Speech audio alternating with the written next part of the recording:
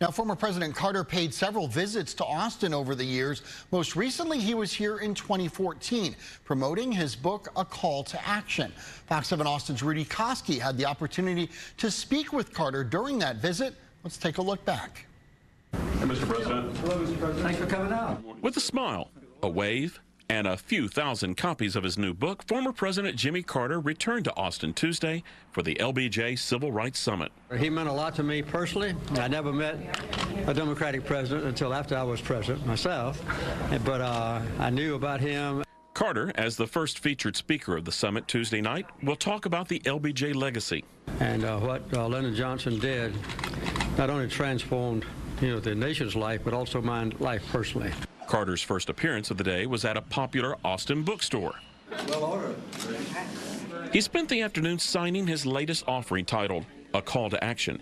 It's about the oppression and persecution of women. It's much more serious even than the racial issue in the United States, because this affects women and girls around the world.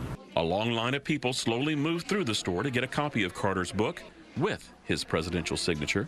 One was carried out by Katie Adams, a mechanical engineering student at UT, who wasn't even born when Carter won and lost the Oval Office. I think it really is important that we have, more world leaders recognizing the importance of women's rights. Young women like Katie motivated Carter to write his new book. He suggested leveling the gender playing field will be just as difficult as achieving racial equality in the 60s.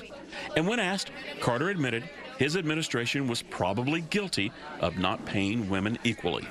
It's a problem the current president is also having to address. Well, you have to remember it's been, 5 years or so now since President Obama's been in office. I'm not criticizing him. I'm glad he has done it, but this could have started the first week he was in office.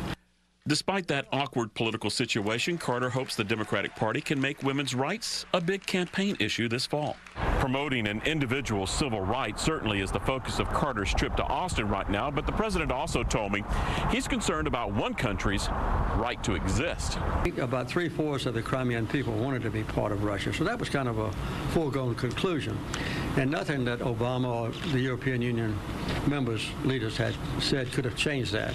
But no, we have to stop him now. He can't be permitted to take military action in eastern Crimea. How to do that?